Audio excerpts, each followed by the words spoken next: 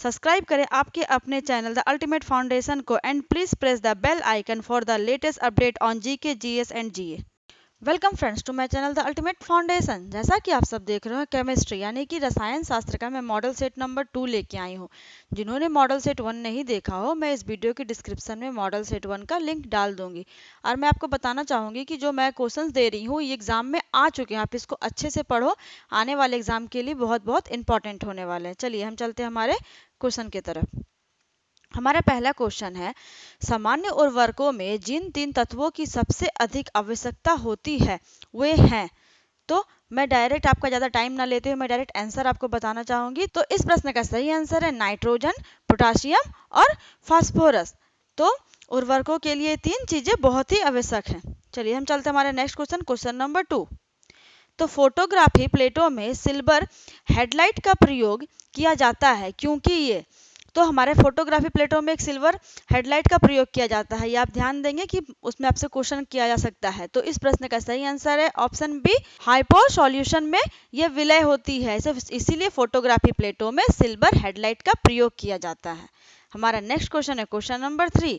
Sugar से alcohol में रूपांतरण की प्रक्रिया को क्या कहा जाता है? यानी कि शुगर से जो अल्कोहल की रूपांतरण होती है तो उस प्रक्रिया को क्या कहते हैं हम?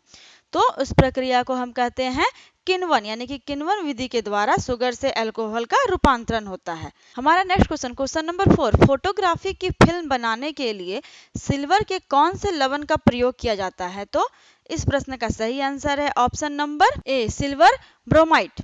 चलिए चलते हैं हमारे नेक्स्ट क्वेश्चन, क्वेश्चन नंबर 5। निम्नलिखित में से कौन सी ग्रीन हाउस गैस नहीं है? अक्सर एग्जाम में क्वेश्चन देखने को मिलता है ग्रीन हाउस गैस को लेकर के, वेरी वेरी इंपॉर्टेंट क्वेश्चन है। तो इस प्रश्न का सही आंसर है हाइड्रोजन, यानी कि हाइड्रोजन हमारी ग्रीन हाउस गैस नहीं है। तो ग्रीन हाउस गैस कौन कौन सी है? तो carbon dioxide, nitrate oxide, chlorofluorocarbon, ये सब हमारी ग्रीन हाउस गैस है। चलिए हम चलते हैं हमारे नेक्स्ट क्वेश्चन, क्वेश्चन नंबर 6। सीसा पेंसिल के निर्माण में किस सामग्री का प्रयोग किया जाता है? यानी कि सीसा पेंसिल जो बनती है उसमें किस सामग्री का प्रयोग किया जाता है? तो इस प्रश्न का सही आंसर ऑप्शन नंबर ए, ग्रेफाइट, यानी कि सीसा पेंसिल में ग्रेफाइट का प्रयोग किया जाता है। हमारा नेक्स्ट क्वेश्चन है क्वेश्चन नंबर 7। निम्न में से विषम चक्रीय यौगिक का उदाहरण कौन सा है? तो विषम चक्रीय यौगिक है, ठीक है। तो इस प्रश्न का सही आंसर है ऑप्शन नंबर सी, फ्यूरॉन। हमारा नेक्स्ट क्वेश्चन, क्वेश्चन नंबर 8। निम्नलिखित में से वह एक तत्व कौन सा है जिसके वाणिज्यिक उर्वरकों में पाए जाने की संभावना सबसे कम होती है? ठीक है, तो उर्वरक में सबसे कम क्या पाया जाता है हम लोग का? तो सिलिकॉन, यानी कि ऑप्शन नंबर डी आपका राइट आंसर है। उर्वरकों में सबसे कम सिलिकॉन पाया जाता है। चलिए हम चलते हैं हमारे next question, question number 9। Nitrogen युक्त उर्वरक के उत्पादन का मुख्य स्रोत क्या है? यानी कि नाइट्रोजन युक्त उर्वरक का उत्पादन जो होता है उसमें मुख्य स्रोत क्या है? तो इस प्रश्न का सही आंसर है ऑप्शन नंबर सी, यानी कि नाइट्रोजन ही उसका मुख्य स्रोत होता है। हमारा नेक्स्ट क्वेश्चन, क्वेश्चन नंबर 10। रेडियोधर्मिता किसका अवखंडन या विखंडन है? यानी कि टूटना। तो नाभिकीय या न्यूक्लियस? इस प्रश्न का सही आंसर है ऑप्शन नंबर ए, नाभिकीय न्यूक्लियस। नाभिकीय को हम लोग न्यूक्लियस भी कहते हैं। हमारा next question, question number 11। Curie किसकी इकाई का नाम है? तो इस प्रश्न का सही आंसर है option number A, radio active धार्मिता। हमारा नेक्स्ट क्वेश्चन, क्वेश्चन नंबर 12। किसके साथ कास्टिक सोडा को उबालकर साबुन तैयार किया जाता है? यानी कि साबुन किसके साथ उबालकर तैयार किया जाता है? तो इस प्रश्न का सही आंसर है ऑप्शन नंबर डी, वसा, यानी कि कास्टिक सोडा को वसा के साथ उबालेंगे तो हमारा साबुन तैयार होगा। चलिए हम चलते हैं हमारे नेक्स्ट क्वेश्चन, क्वेश्चन नंबर 13। निम्नलिखित में से सबसे प्रबल अम्ल कौन सा है? तो इस प्रश्न का सही आंसर है ऑप्शन नंबर सी, सुपरसाइड फ्लोरो एंटीमोनिक अम्ल, यानी कि हमारा सबसे प्रबल अम्ल यही है। हमारा नेक्स्ट क्वेश्चन, क्वेश्चन नंबर 14। उर्वरकों के निर्माण में निम्नलिखित में से कौन सा तत्व प्रयोग में लाया जाता है? तो इस प्रश्न का सही आंसर है ऑप्शन नंबर बी, पोटाशियम, यानी कि पोटाशियम उर्वरक निर्माण के लिए तत्व प्रयोग में लाए जाते हैं। हमारा नेक्स्ट क्वेश्चन, क्वेश्चन नंबर 15। व्यापक रूप से इस्तेमाल किया गया नाइट्रोजनी उर्वरक है? ठीक है, तो इस प्रश्न का सही आंसर है ऑप्शन नंबर बी, यूरिया। हमारा नेक्स्ट क्वेश्चन, क्वेश्चन नंबर 16। सक्रियत आपंग उपचार को क्या कहते हैं? तो इस प्रश्न का सही आंसर है ऑप्शन नंबर सी, जैविक उपचार। हमारा नेक्स्ट क्वेश्चन, क्वेश्चन नंबर 17, सीसा पेंसिलों में सीसा का प्रतिशत होता है, यानी कि सीसा पेंसिलों में सीसा का प्रतिशत कितना होता है? तो इस प्रश्न का सही आंसर है ऑप्शन नंबर ए 0, यानी कि सीसा पेंसिलों में सीसा रहता ही नहीं है। हमारा नेक्स्ट क्वेश्चन है क्वेश्चन नंबर 18, यूरिया होता है, तो यूरिया क्या होता है? तो इस प्रश्न का सही आंसर ऑप्शन सी नाइट्रोजनी उर्वरक। हमारा नेक्स्ट क्वेश्चन, क्वेश्चन नंबर 19, रासायनिक रूप से मिल्क ऑफ मैग्नीशियम क्या कहलाता है? ये वेरी वेरी इंपॉर्टेंट क्वेश्चन है, क्योंकि अक्सर एग्जाम में देखने को मिलते हैं कि मिल्क ऑफ मैग्नीशियम क्या होता है। इस प्रश्न का सही आंसर है option number D magnesium hydroxide.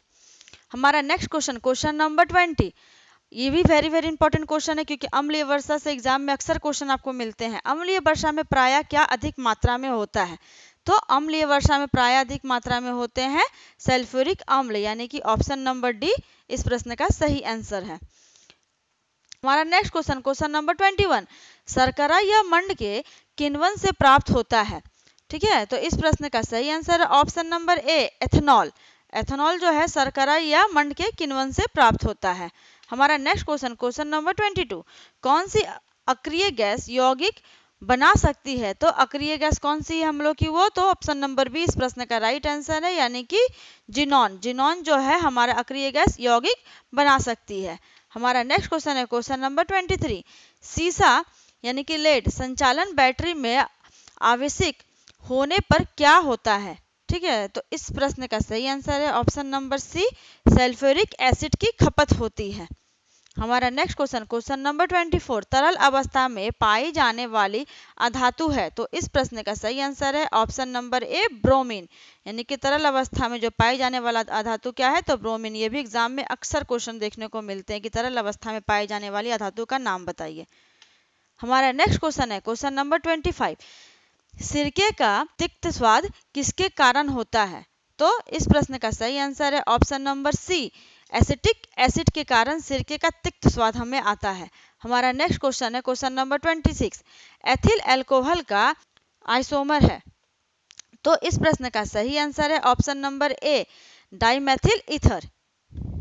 हमारा नेक्स्ट क्वेश्चन है question number 27, plaster of Paris किसके आंशिक निर्जलीकरण से बनाया जाता है? यानी कि प्लास्टर ऑफ पेरिस किसके निर्जलीकरण से बनाया जाता है? तो इस प्रश्न का सही आंसर है ऑप्शन नंबर बी जिप्सम लवण, यानी कि जिप्सम लवण इसमें इंपॉर्टेंट है। हमारा नेक्स्ट क्वेश्चन है क्वेश्चन नंबर 28, कैन प्लवन प्रक्रम का प्रयोग किसके धातु कर्म के लिए किया जाता है? तो इस प्रश्न का सही आंसर है ऑप्शन नंबर ए सल्फाइड अयस्क।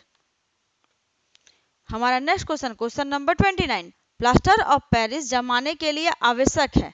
इस प्रश्न का सही आंसर है ऑप्शन नंबर बी जल योजन द्वारा अन्य हाइड्रेट बनाना। हमारा नेक्स्ट क्वेश्चन क्वेश्चन नंबर 30, निम्नलिखित में से किसमें नाइट्रोजन तत्व नहीं होता है? तो नाइट्रोजन तत्व किसमें से किसमें नहीं होता है? तो इस प्रश्न का सही आंसर है ऑप्शन नंबर ए चूने का सुपर फास्फेट। सो फ्रेंड्स, आपको मेरा वीडियो कैसा लगा प्लीज़ मेरे कमेंट में ज़रूर बताएं, और प्लीज़ मेरे वीडियो को लाइक करें और अपने दोस्तों के साथ प्लीज़ मेरे वीडियो को शेयर करें, और जिन्होंने मेरा चैनल सब्सक्राइब नहीं किया है प्लीज़ मेरे चैनल को सब्सक्राइब करें। Thanks for watching. आपका दिन शुभ हो।